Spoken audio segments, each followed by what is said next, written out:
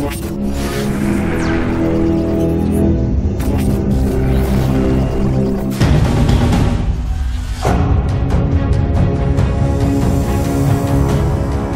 Great Reset, ang panawagan para sa mga maimpluwensya at makapangyarihan upang baguhin ang palakad ng mundo. Magpupulong muli ang ilang libong imbitadong miyembro ng World Economic Forum upang pag-usapan at marahil lutasin ang mga suliraning hinaharap ng mamamayan dulot ng pandemya. Subalit marami ang nagtatanong kung ang pulong ay para sa kapakanan ng mga ordinaryong tao o mayroong nakagigimbal na adhikain ng mga elitista na hindi pinaalam sa publiko. Kung nais mong lumawak pa ang iyong pag-iisip at lumalim ng lubusan ng iyong pangunawa, sama-sama nating halungkatin ang kasaysayan at hanapin ang mga kasagutang mahirap, ipaliwanag ang tanong. Totoo ba?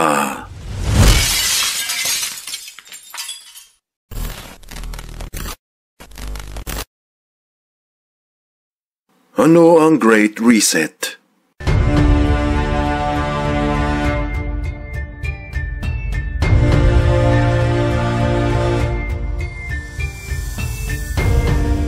Kung susuriin ang katagang Great Reset, mapagtatanto na ito ay tumutukoy sa isang malawakang pagsimula ulit sa palakad ng buong mundo.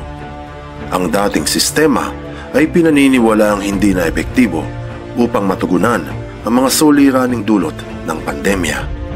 Ang Great Reset ay pinlano ng isang Klaus Schwab, ang nagtaguyod ng World Economic Forum noong taong 1971.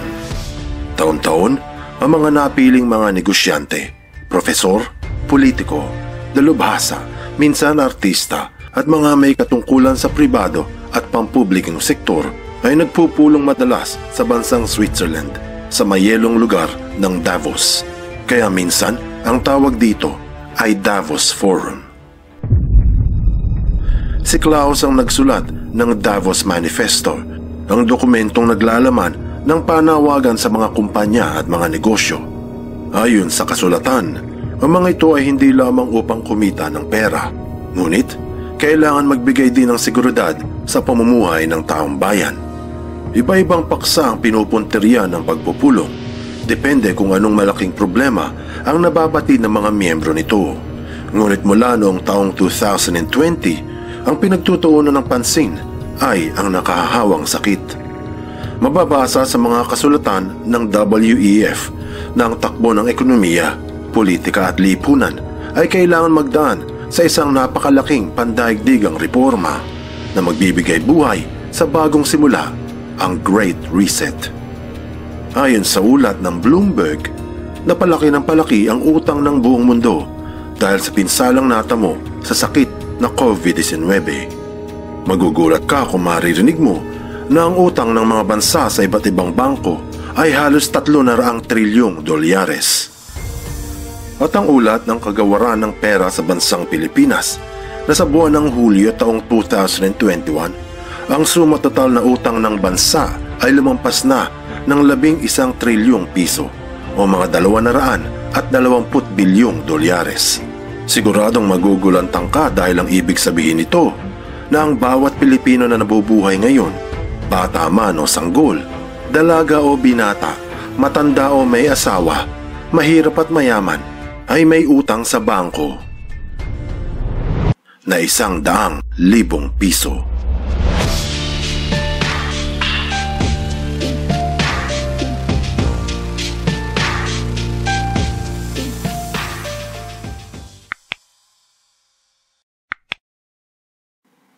Sino-sino ang miyembro ng WEF?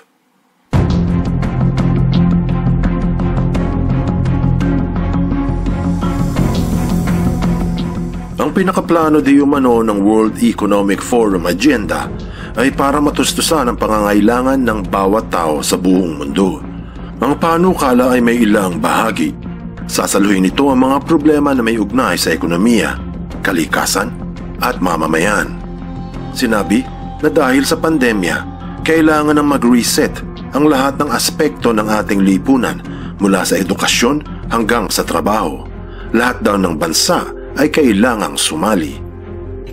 Dahil sa mga pangyayari na daladala ng pandemya, ang mga miyembro ng World Economic Forum ay magpupulong muli upang pag-usapan kung anong batas ang dapat na ipatupad at mga paraan na kailangang isagawa para labanan ang pandaigdigang problema.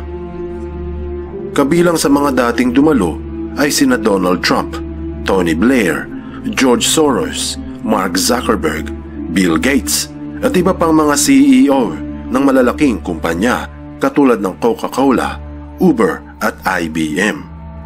Ayon sa worldeconomicforum.org, ang pagpupulong ngayong taon ay kinabibilangan ng maraming politiko katulad ni Xi Jinping ng China, Benjamin Netanyahu ng Israel, Abdullah Hussein ng Jordan, Angela Merkel ng Germany at marami pang iba.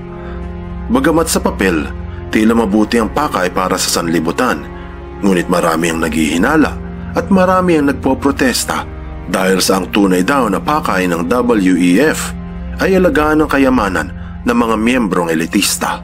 Ayon sa kanila, ang dahilan ng paghihirap ng taong bayan ay ang ganid ng mga mayayaman na gumagamit ng kanilang impluwensya at kapangyarihan upang wasakin ang kalikasan at hakutin ang kayamanan ng buong mundo.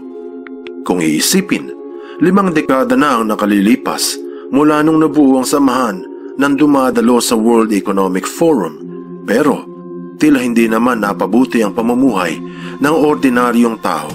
Sa makatuwid, mas marami ang naghihirap ngayon habang ang may mga pera ay lalong yumayaman.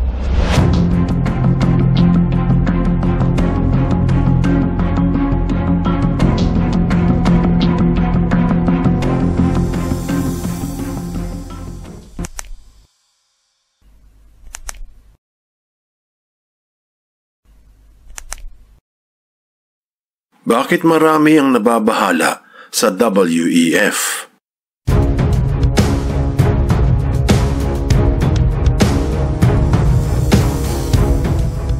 Maraming mga conspiracy theories ang bumabalot sa pagpupulong ng mga elitista ng World Economic Forum at sa kanilang agenda na The Great Reset. Mayroong mga nagsasabi na ang panawagan na baguhin ang pagpapatakbo ng ekonomiya, kalikasan at ng lipunan ay hindi para sa mga mahihirap, ngunit para sa may mga pera. Gusto raw ng mga nito na baguhin ang pagandar ng kapitalismo dahil hindi nila nakutuban na maaapektuhan din pala sila at ang kanilang mga negosyo ng pandemya. At habang kumakalat ang nakahahawang sakit, nalulugmok sa peligro ang kanilang mga kayamanan. Ang sabi sa Open Democracy na ang Great Reset ay magbibigay ng karagdagang kapangyarihan sa mga kapitalista. Ang sabi naman ng Washington Monthly na maraming conspiracy theories ang Great Reset, katulad ng pagsulong sa sosyalismo. Totoo man o hindi ang mga teorya, isang katotohanan ang hindi maipagkakaila sa World Economic Forum na ang mga miyembro nito ay may mga pera. Datapot wala namang masama kung ang isa ay may pera. Subalit kung pagsasama-samahin ang mga elitistang may pera, may impluwensya at may kapangyarihan, siguradong ang adhikain ng mga nito ay hindi para sa mahihirap, ngunit para sa kanilang interes. Anong aral ang mapupulot dito? Anumang pagbabago sa sistema ang balakin at anumang simulain ang gustong planuhin, baliwala ito kung ang mga nasa itaas ay sakim pa rin. Hindi siguro ang pamamalakad sa mundo ang nararapat na baguhin, kung hindi ang mga namamalakad sa maling sistema ang dapat sibakin. Kung iisipin, papaano ba baguhin ang ikot ng mundo kung sila-sila pa rin ang nagpapaikot nito? Buksan mo ang iyong isip at hayaang lumalim pa ng lubusan ng iyong pangunawa sa mga kasaysayang kapupulutan ng maraming aral. Tandaan, ang katotohanan ang susi sa tunay na kalayaan.